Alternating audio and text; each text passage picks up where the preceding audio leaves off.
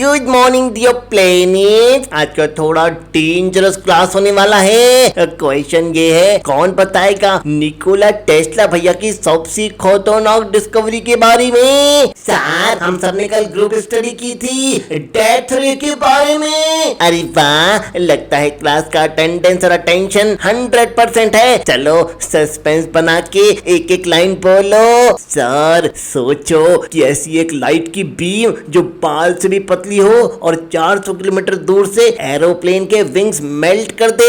और सोचो एक इनविजिबल इलेक्ट्रिक फेंस जो अगर किसी ने टच किया तो वो इंस्टेंटली जल के राख हो जाएगा। और ये कोई मूवी का सीन नहीं, ये रियल इन्वेंशन था निकोला टेस्ला भैया का, जिसका नाम था टेलीफोर्स यानी डेथ रे। बीम की स्पीड लगभग लाइट के बराबर, डॉज करना इम्पॉसिबल। और टेस्ला भैया ने बोला कि अगर ये हर एक कंट्री के पास हो तो दुनिया में कभी वॉर ही नहीं होगा। इसका रेंज 200 से 250 माइल्स तक, एकदम बॉर्डर गार्ड सुपर शील्ड। लेकिन जब टेस्ला भैया ने सबसे मदद मांगी तो किसी भी गवर्नमेंट ने उसको फंड नहीं किया और टेस्ला भैया के मरने के बाद इसका डिजाइन गायब कर दिया गया था। बस अब सस्पेंस खत्म, मुझे कोई फुल डिटेल बताओ, मैं तड़प रहा हूँ, नहीं तो मैं सुपरनोवा हो जाऊंगा। सर, मैं बताता हूँ, टेस्ला का असली नाम था टेलीफोर्स। 1930s में टेस्ला भैया ने आइडिया को वर्ल्ड के सामने रखा। ये नॉर्मल लाइट रे नहीं थी,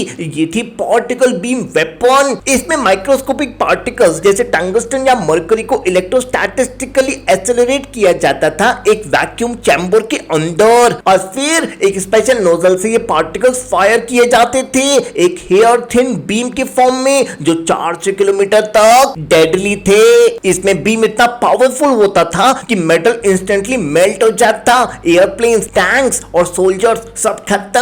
और इसका पावर सोर्स था Tesla coil plus magnifying transmitter जो आइनोस्फीयर से हाई वोल्टेज खींचता था। ये डेंजरस इसलिए था क्योंकि इसकी रेंज 400 किलोमीटर तक थी और इसकी स्पीड नियर लाइट स्पीड के बराबर थी। एवेड करना नामुमकिन, इनविजिबल अटैक करता था और कोई ट्रेडिशनल डिफेंस काम नहीं करेगा इसके अगेंस्ट, और सेकंड्स में वॉर खत्म हो सकती थी। और टेस्ला भैया का आइडिया था कि हर बॉर्डर पर इनविजिबल इलेक्ट्रिक फेंस बना दो, कोई क्रॉस करे तो इंस्टेंटली डेड। और उन्होंने US, UK, Soviet union, Yugoslavia सबको ये डिजाइन ऑफर किया पर सबने रिजेक्ट कर दिया। कुछ को लगा ये इम्पॉसिबल है, कुछ को डेंजरस। लेकिन सर, पता है टेस्ला भैया न्यूयॉर्क के होटल में 1943 में अकेले मर गए और उनकी डेथ बहुत मिस्टीरियस थी। और उसके बाद यूएस की अथॉरिटीज ने उनके सभी पेपर्स को सीज कर दिया और आज तक कोई भी कंप्लीट वर्किंग डेथ रे नहीं बना पाया सर। लेकिन कोल्ड वॉर के दौरान पार्टिकल बीम वेपन्स और लेजर रिसर्च में इन आइडियाज का जरूर यूज हुआ था। और सर, आज की laser weapons, high power microwave guns और रेल गन्स सब कुछ ना कुछ टेस्ला भैया के कॉन्सेप्ट से इंस्पायर्ड तो हैं। टेस्ला भैया सच में बहुत साइंटिफिकली महान थे, सोच उनकी डिकेड्स आगे की थी। लेकिन क्या तुम सबने देखा, टेस्ला भैया का मकसद सिर्फ एक था, पीस, शांति। वो चाहते थे कि हर एक देश अपने सिटीजन को वॉर से बचा सके। दोस्तों,